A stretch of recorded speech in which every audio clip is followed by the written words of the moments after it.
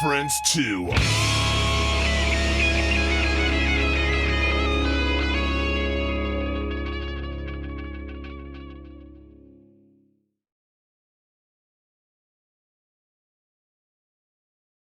Randy, they're not.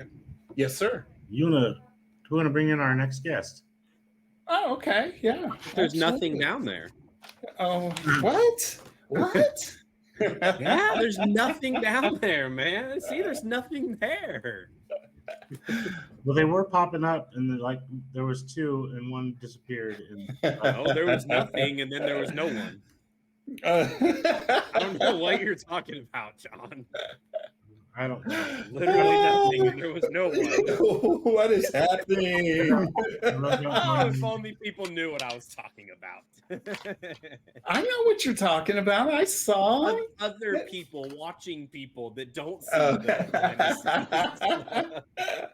Well, we do have nothing, which is actually Charles. Nothing is going to be Charles. Hey, Charles, what's going on? What's up, man? Just having the time of our life. Oh yeah. How you guys doing? Can you hear me? Yep. I hear you perfectly. Oh, I love it. You guys look absolutely amazing. That's what I told these guys. I was like, they popped on, and I was like, now I'm like so excited. They look great. I feel very underdressed now, but I know. I'm sitting here in a Jayhawk shirt, and I'm like, I need to go put a suit on. So but business. I'll kind of introduce ourselves a little bit. My name is Randy, and I'm in Oklahoma City. I'm Ashton. I'm also out here in Oklahoma City. And I am John. I'm in Topeka, Kansas. What's up, fellas? And you guys are all over the map as well, aren't you? Yeah. So I'm nothing. Charles as well. You can call me. I'm out in California. Okay. I'm Joe or no one. I'm no one.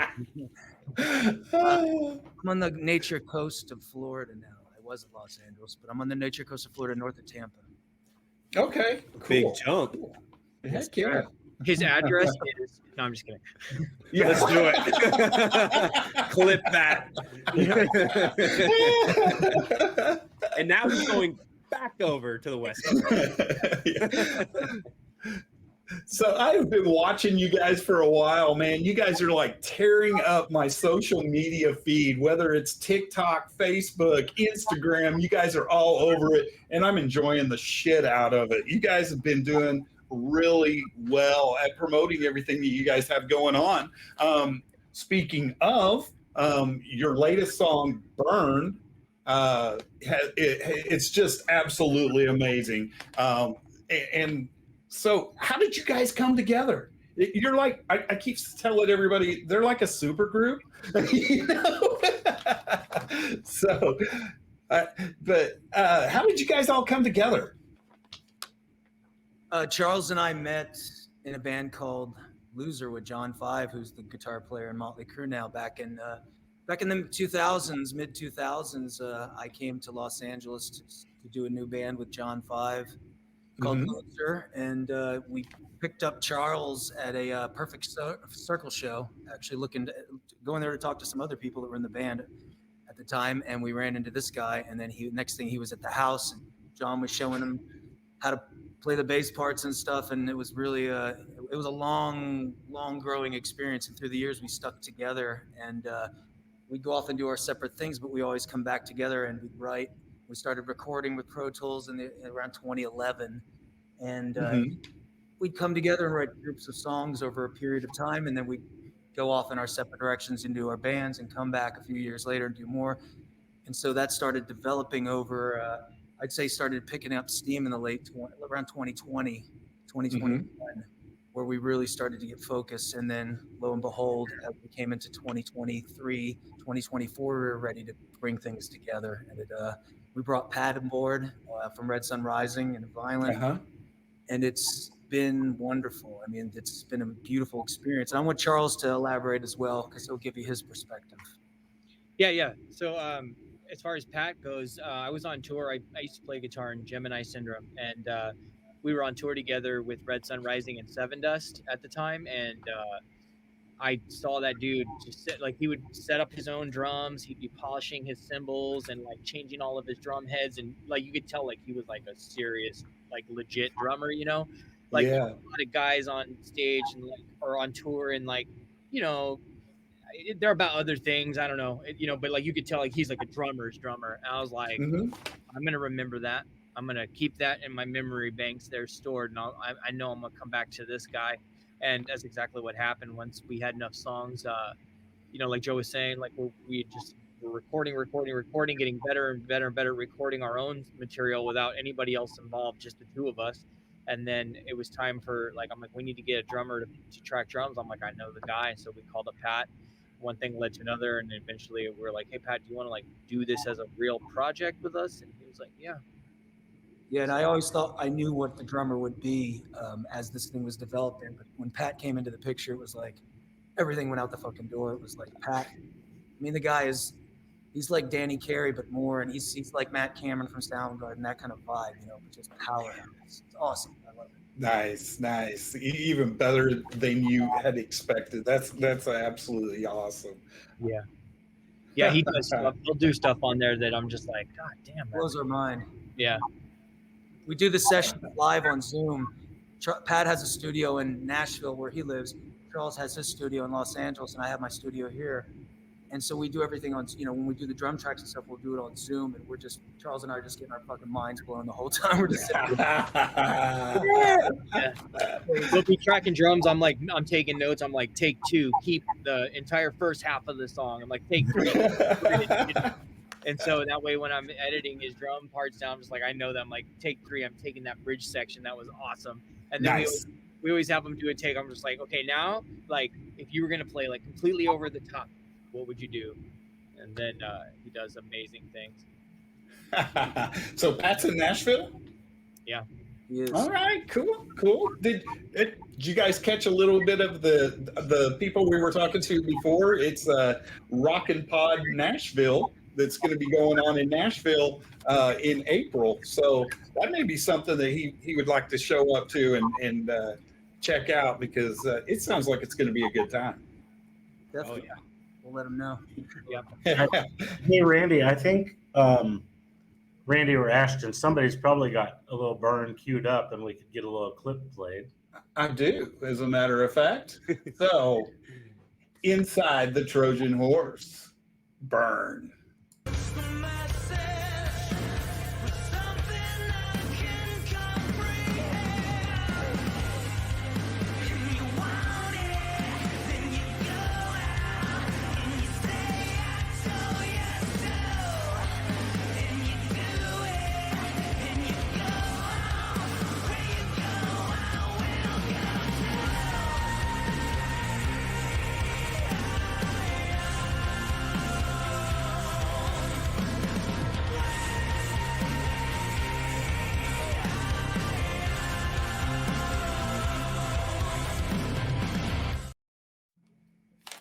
Yes.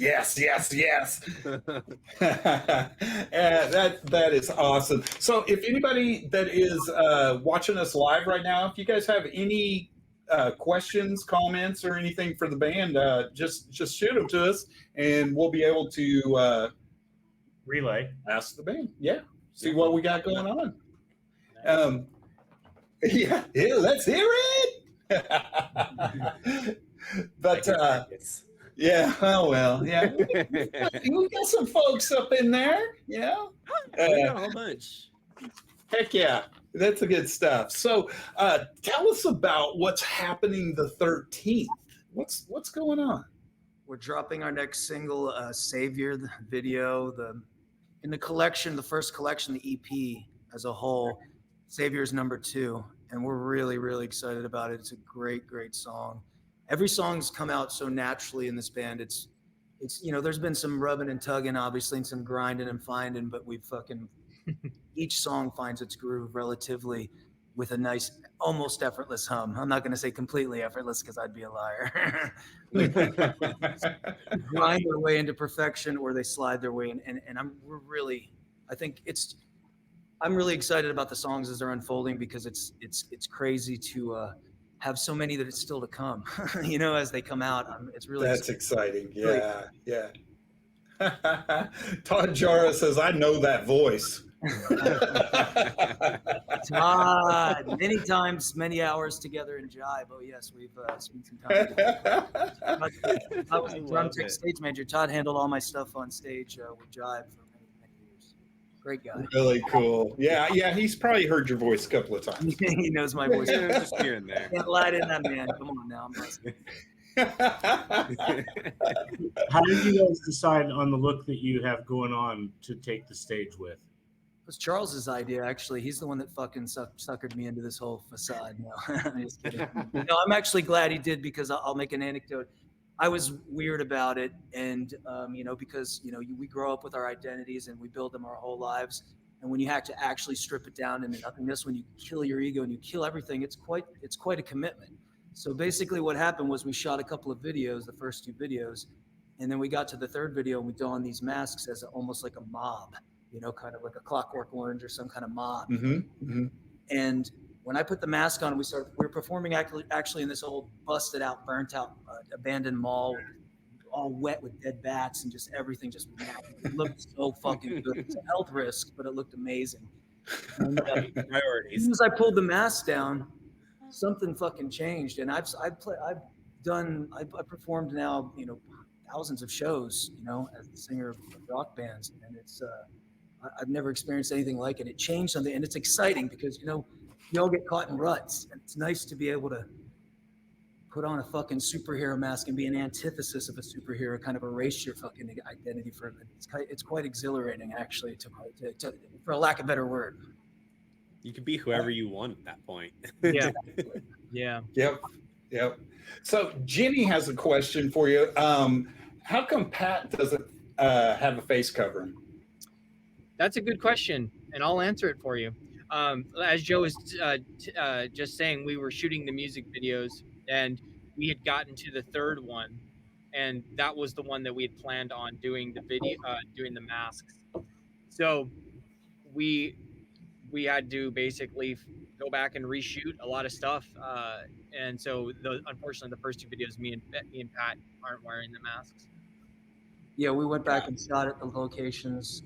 We didn't have the availability of everybody here after we had made the decision. Pat was already out on his way back to it, because he does a lot of other gigs as well. As a session musician, does really well. And so we had to make the decision, and then we booked the locations and went back and just shot them. I shot myself with the mask, and we felt it was important to have a transitory time to bring everybody into the cult slowly. You know what I'm saying? So I went ahead and I drank the Kool-Aid first. I took the one for the team. And then now Charles, in the next video, the 3rd single, How They Run, when that drops next month, they'll be fully indoctrinated into our cult. And this is the antithesis cult, not the cult that's going on and sucking the life out of everything we know. This is the other cult. It's actually, all is just fucking effortless, egoless movement forward. I think I kind of like it. I love it. That makes sense. That makes sense. Very good question. This is so cool. So Tom says, You're gonna pass out on stage in Texas with that mask on, yo. Oh God, we're snowing. Tom. We have talked about that quite a bit, Tom. There's another. We are gonna have to have 23 masks for Joe every 3 seconds. I don't even know what I'm gonna do, guys. I'll tell you what. It's everything in life should be a challenge, I suppose, because that's what it's been, grinding and finding. But I like it. It's still exciting. So let's go. Let's go. It's also exciting too, like to play guitar. Like I can't really see anything, So like playing, it's like learning the instrument in a completely new way. Like no looking anymore. I never even thought of that. Yeah, you're right. Yeah, I didn't either. That'd be crazy. No peripherals, no nothing. No, I mean, like I can kind of see, like I can see lights on my screen right now, but I can't make out anything. Because like, I can see the guitar neck, you know what I mean? I can see some of the dots, but like I really can't see them. So it's interesting. A buddy of mine once told me, actually, Meeks, he plays in Cold Chamber a long time ago. I remember him. Okay. He's like the trick of playing live. He's like, you got to practice with your eyes closed. So when you're on stage, you never look at the guitar. I was like, what are you talking about? And it's funny. Like that's all I think about now when I'm wearing the mask. I'm like, God damn, Meeks is right. Got the blinders on. So how did you guys come up with the name Inside the Trojan Horse? Well, that's interesting. It was kind of an idea of like of two things kind of together at once. It's like being an infection or like a disease, like a Trojan horse, like a computer virus. Okay, yeah. Also, like in the classical sense of like what's inside of a Trojan horse is an army, right? Mm-hmm. And so I thought that was just like a very powerful idea, and I brought it up to Joe, and Joe's like, yeah, that's I love that, That's awesome. I was thinking you don't know what's inside until it exposes itself. I was like, I wonder kind of where this came from. But in my mind, that's where I went. It's kind of like you don't know what you got until, boom, here we are. Yeah, I love it. It's cool. It's a very timely reflection of where we live today in the matrix, if you will, or whatever you perceive it to be in your mindset and your perception. Absolutely, absolutely. Getting deep in it. Yeah, it's the more I think about it, the more things come to me, and I once the name was solidified, we were messing around with logos, ideas, and we were able to come up with an idea that was just really cool. We think is really stands out, really bold. I was thinking like something that is instantly like cool and classic, like your Nine Inch Nails logo, for example. Mm-hmm. When you see that, you know exactly what it is, even if it's like chopped off a little bit on the top, and they peeled, like they've always done stuff like that. And I always thought that was a cool thing. It's just like boom, Yeah, I love your guys' logo too. It's absolutely, I love that logo. Yeah, and you've got your upside down cross, you've got your regular cross. You're dealing with the duality of man. There's so many things that it's representing as well, and just, I'm really pleased with the way that came out. Yeah, I really dig it. So, what made you guys go with the EP style instead of an album, releasing a full album at one time? Probably because the music has come out in phases with us, and we're releasing it in phases. And actually, this represents a really good collection of the newer stuff that we've written. We still have a lot of stuff that we wrote in the earlier days that it's equally as good, but it's definitely has its own kind of sound and collection. So the way we're doing it now is this collection comes out, the next collection will be more of the newer stuff, and we'll start releasing some of the back stuff as well as B-sides and rarity collection. Okay. Yeah. At this point, there's literally so many songs that we have, but yeah, like he's saying, there's this collection is they go together, if that makes sense, for lack of a better. And we're transitioning right now into actually something even heavier and more progressive. So the next batch of songs will be even longer, even heavier, even So that's where we're at. Okay. Makes sense. Makes sense. Yeah. Do you guys have any plans on touring? We're considering that's something we have to develop this, get our sound out, get our vibe out, construct our living situation, and see how it expands. But yeah, we're talking about some rehearsals later this year to start getting in that mindset. Okay. We need to get these songs out there so people can be a little bit familiar with something as well, you know. Mhm. And for anyone that's looking for your stuff, where's the best place for them to find all things inside the Trojan Horse?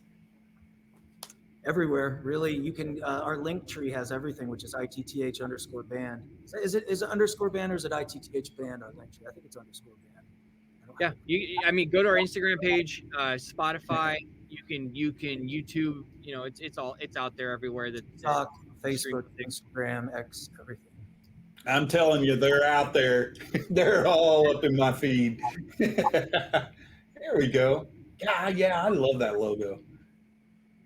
It is a freaking sweet logo. Hell yeah. Oh, What kind of merch they got there, Ashton? We got some shirts. We got some stickers for y'all. Y'all get up in Yeah. there. You can buy some. You can stick them on things. I like stickers. I put them all over everything. Things. You can put that shirt on. You can wear it. You can give it to your girlfriend. You know what? She'll sleep in it. Hell yeah. Sick website too. Cool, man. That's really cool. And Savior comes out the 13th.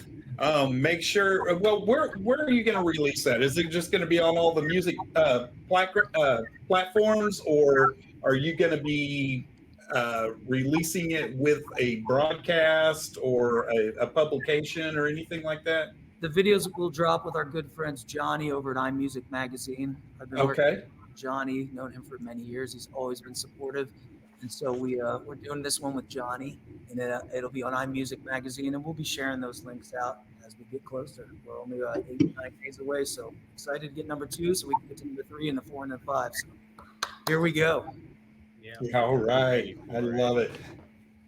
Yeah, it looks like we've got the links to the link tree in there in the comments. So everybody hit them up, check them out, buy some stickers to stick on some shit. Stick on some I'd stuff. be a menace with those stickers. They're going everywhere. Oh my goodness. Well, thank you guys so much, and thanks for joining us so soon. Earlier, I was like, "Oh shit! Oh shit!" Yeah. Sorry about that. No, it's all good. It's all good, man. I was like, it got me on my game. I'm like, shit, I better get up there. Good morning. Remember, I can't see shit, so I didn't know what time it was. You know, I thought it was time for me to go. That's hilarious. It feels right. I'm trying to log in. I'm like, how do you? Yeah, you just sent me the this picture of the background, and I was just trying to upload it to the background, and then I hear this. Boop. I'm like, oh shit. And then worse off, you couldn't hear a word I was saying. Oh, I was like, great, it's broken. It's broken. No, it was totally me. My headphones had linked to my computer, and my headphones were upstairs, so Yeah, there was no mic. that whole thing that happens. Yeah, when you're on the old Zoom web calls, you know, as it were. Yeah. I know. Oh, yeah. And as always, go to the band's websites, go buy their merch. That's the best way to support them and make sure that they get to be where they want to be. Out to you. Yes, right. And thank you, Randy. We've been working together for many years as well. You've been really Absolutely. Yeah, I absolutely adore you, man. Thank you. I adore you as well, my friend. We've had many great long conversations. I'm sure we're going to have more. You guys just need to make it to Oklahoma. Definitely, for sure. Well, thank you guys so much. Hey, we do have a question for Charles that just popped up. I think it came okay. I was gonna say, yeah, hang on, one more. So what's Charles' favorite overdrive and distortion to use? Oh shit, that's a really good question. That actually is a okay. good one. So if we're talking like actual pedals, the Maxon Overdrive, the green Maxon Overdrive, if you're using that in front of a tube amp, if you're using a modeler like the Axe-Fx, I like the TR-808, I believe is what it is, overdrive pedal inside of the Axe-Fx, which is what I play now. I play an Axe-Fx, so don't hate.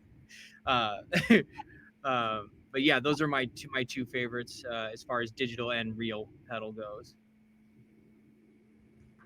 Hell yeah. Very cool. I didn't understand any of that.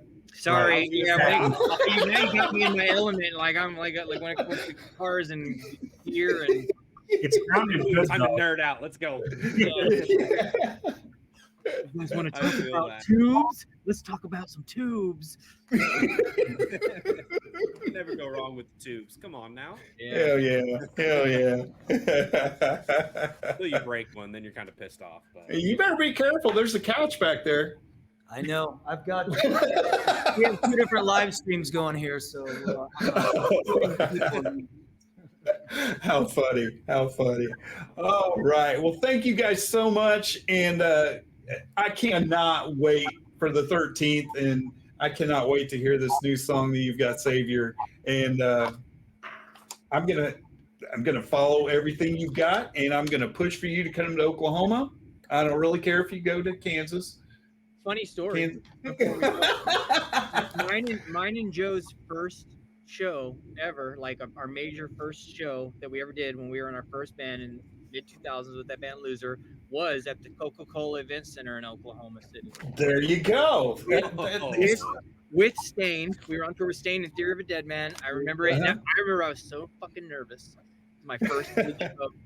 It was a big room, man. It was full. Yeah. Yeah, it's a pretty cool place. Yep. It really is a pretty cool place. Yeah, my father made it out, and I remember seeing all the way across. He was all on the front of the house, up on a riser by the front of the house. And I could barely see him, and I was like, oh, he was all like into it. I was like, damn, that's awesome. Yeah. And that place is still around? I don't think it is. I think it's something else now. I don't even think it's a music venue anymore. Oh, bummer. yeah, that place is was still cool. there, but Yeah, it was cool. There was a lot of years ago that I got to see Gemini Syndrome in a place called the Aftershock in Kansas City. Also, that place is no longer there either. Wait, what year was that? I don't recall. I played at Aftershock with Gemini Syndrome.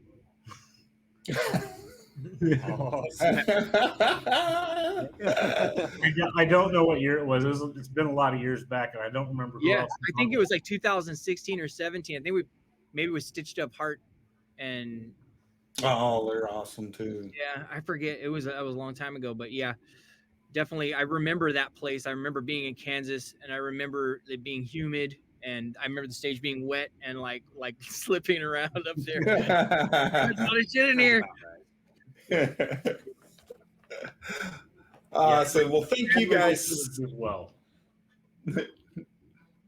Thank you guys so much. And anything you guys need, hit us up, email me, hit me in the messenger. Just anything you guys want us to get out there for you, or anything we can do for you. We'd love to have you back on again, especially if you have a tour announcement to Oklahoma.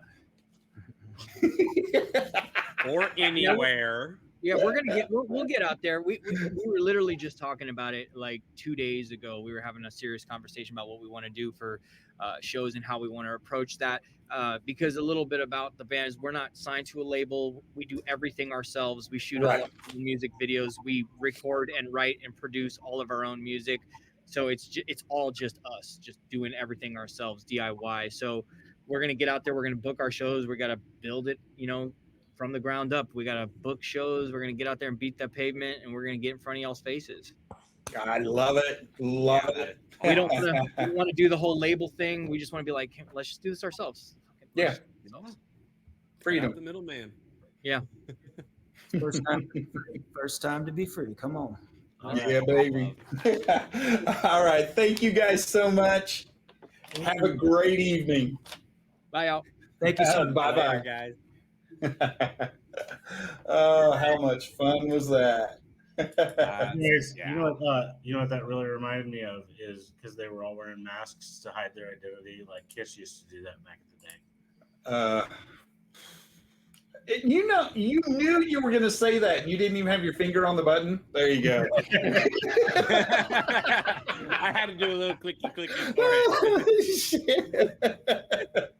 I just had to squeak that in. My God. That's so Of cool. course. Yeah, that was awesome, you guys. Yeah. How I about like you that. play us out? All righty, let's get us a little outro going on.